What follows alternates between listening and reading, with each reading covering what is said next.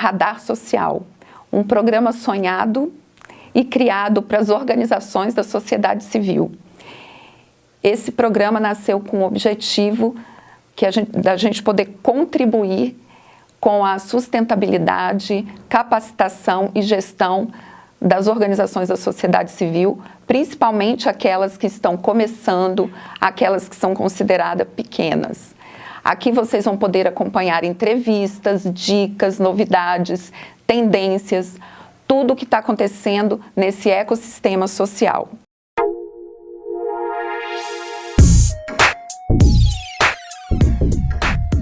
Hoje eu tenho uma presença muito importante aqui com a gente, que é da Áurea, da Foco Empreendedor, uma OCIP do Rio Grande do Sul, e a gente vai bater um papo aqui descontraído, mas falando das dificuldades que ela enfrentou, dos projetos que eles já implementaram, dos sucessos que a instituição dela já teve, mas principalmente os desafios enfrentados quando tudo começou.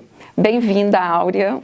Bem, agradeço a oportunidade de estar aqui com vocês, vinda do Sul, né, e trazendo algumas informações sobre a Foco Empreendedor. Isso. Então, a gente pode começar. Eu queria que você contasse pra gente como que foi que começou a Foco, para onde que você olhou, que dor você encontrou, como que nasceu a ideia da Foco Empreendedor? A Foco Empreendedor nasceu em 2018 como uma ideia de levar para a Semana do Empreendedor, criada pelo Sebrae, onde eu organizei a semana, um evento para jovens das escolas públicas de 14 a 17 anos. Nesse evento nós criamos o Geração Clique. Na verdade, ele era para ser assim, um evento que abraçasse o jovem no mundo do trabalho e mostrasse o verdadeiro sentido de um propósito de vida profissional.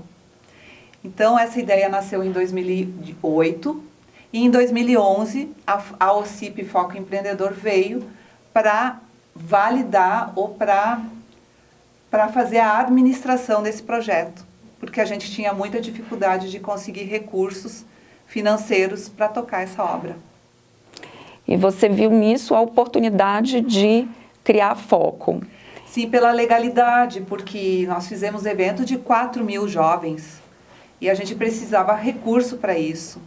E uma associação, ela não tem a legalidade para fazer este investimento. Então, a gente foi tentar buscar recurso como uma OCIP, mas enfim, muitas histórias vieram depois. E por que vocês chegaram à conclusão de criar uma OCIP e não uma associação ou um instituto? Em 2005, eu fui presidente da Comissão Municipal de Emprego, Trabalho e Renda. Eu tive um amigo que trabalhava no Cine e ele sempre me dizia: Áurea, você deveria criar uma OCIP que representasse os empresários na área da educação. Então, a gente foi mais pela dica dele. E ele dizendo, gosto muito de ti, vejo que tu é uma pessoa correta, eu acredito que seria uma bela medida nós termos uma representação empresarial cuidando da educação. Que bom. Então, assim, eu imagino que quando você começou e com essas conversas, você achou que acessar recursos seria mais fácil? Na verdade, eu coloquei toda a minha energia junto com o Paulo, que foi transferido no segundo momento para Porto Alegre, e nós perdemos o contato. Como ele sabia o caminho e as formas de captar recurso ou de usar uma OCIP de uma forma legal, eu fiquei um pouco deslocada. E aí eu não fiz uma grande lição de casa, que foi pesquisar sobre e fazer um benchmarking, falar com outras OCIPs e ONGs para ver quais seriam os caminhos mais encurtados que eu poderia fazer para fazer uma gestão de fato, que eu pudesse aportar dinheiro e que, na verdade, só vieram 4 anos depois de termos criado a Foco. Esse é um problema que a gente percebe nas instituições sociais. Geralmente, as instituições sociais, elas nascem de um grupo pequeno, né, de pessoas que querem ajudar uma parcela da população e começam a se ajudar. E aí, de repente, alguém fala ou surge a ideia, vamos criar uma instituição social, achando que dessa forma vão acessar os recursos com mais facilidade e vão atender mais pessoas. E você falou uma palavra que para mim é super importante, a gestão. E a maioria das vezes a gente não pensa nisso quando está começando.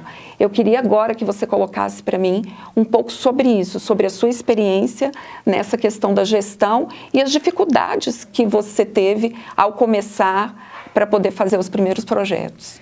Na verdade, eu comecei a trabalhar com 15 anos. Então, eu trabalhei em administração, depois eu fui para a área da indústria e com 40 anos de experiência, eu acabei criando a ONG. Neste tempo de experiência, a gente fez todos os processos de qualidade e todos os caminhos que levavam a gente a fazer uma boa administração na empresa que eu trabalhei.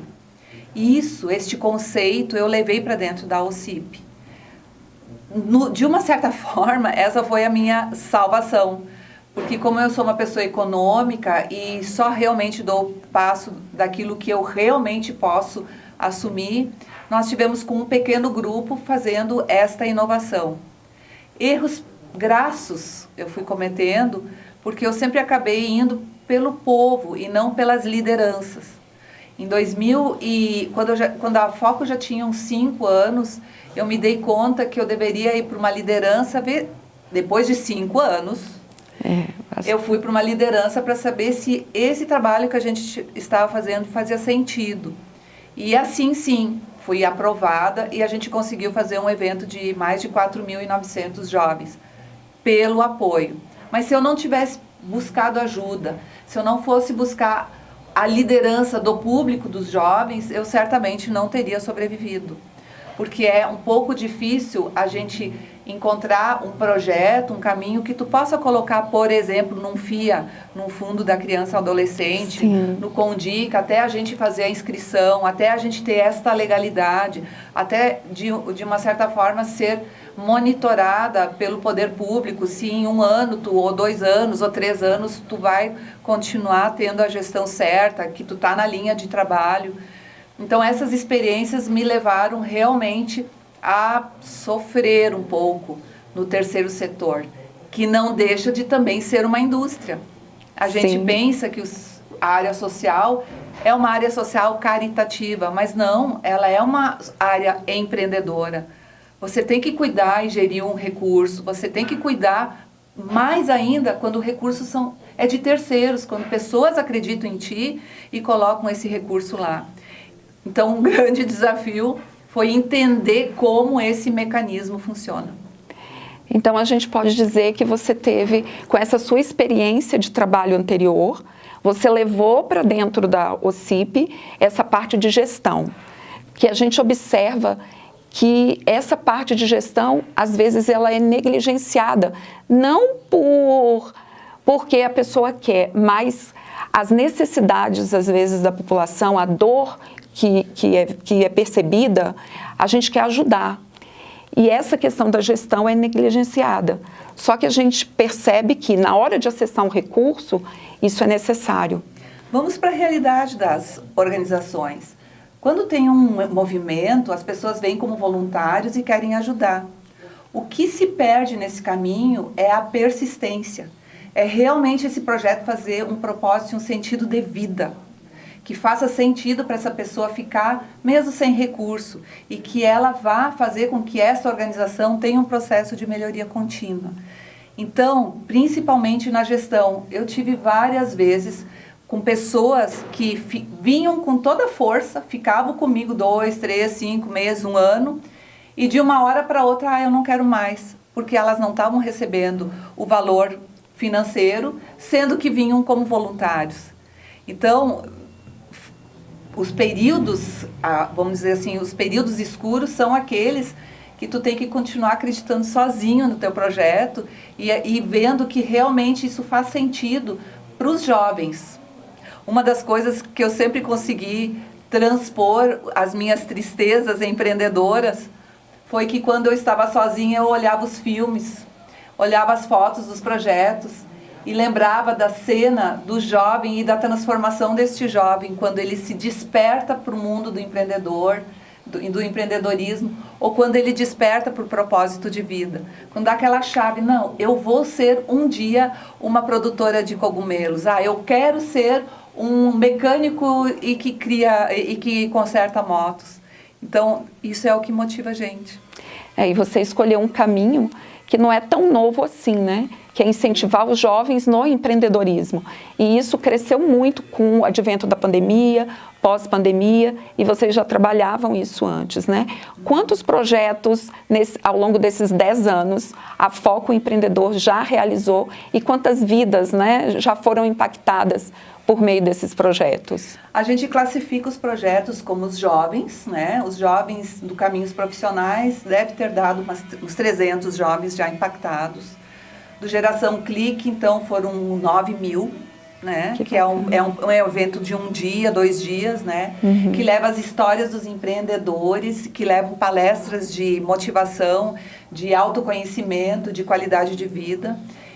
Mas assim, a gente foi desafiado porque os jovens pediam projetos para as mães. Então, os jovens em vulnerabilidade social das periferias queriam que as mães também tivessem acesso a essa transformação, porque a gente fala muito sobre comunicação não violenta e sobre a justiça restaurativa. Sim. Então, nesse projeto de mulheres, a gente tem um online que se chama EMA, que é um projeto do Eu Mulher no Agro, que a gente já chegou também em 900 mulheres em todo o Brasil. Então, eu quero voltar aqui, puxar para a questão da gestão.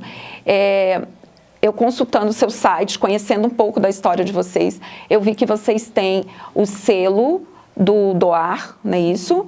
E participaram do programa VOA, que também conferiu a vocês um selo.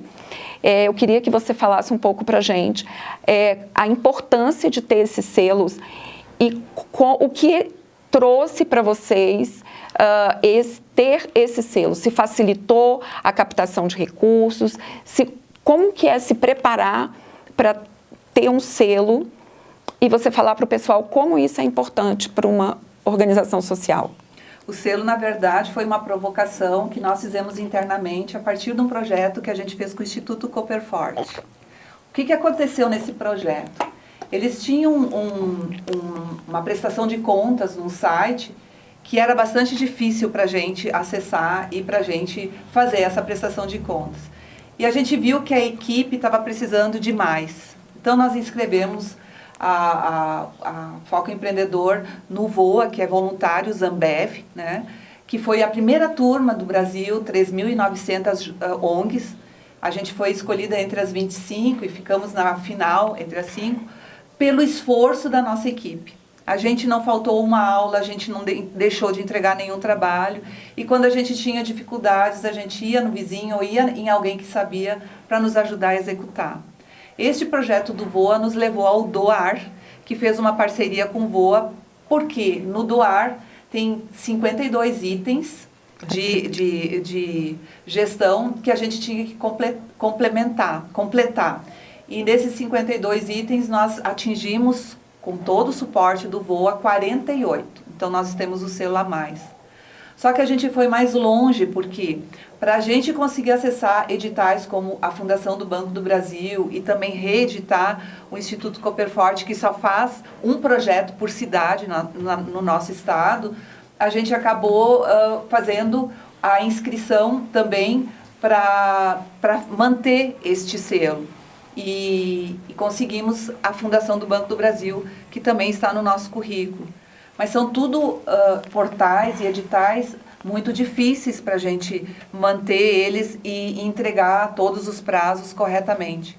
Então, nos inscrevemos esse ano de novo em mais um novo edital que vai nos trazer conhecimento por mais um ano. Só que eu não posso revelar ainda porque a instituição pediu um tempo para a gente. Também foram 300 candidatos e a gente ficou entre os 12 classificados.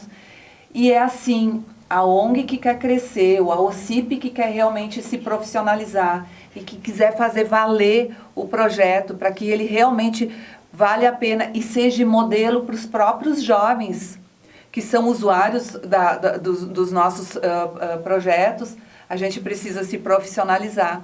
E essa é a nossa busca incansável. Quanto mais nós soubermos, mais desafios a gente vai estar preparado a enfrentar.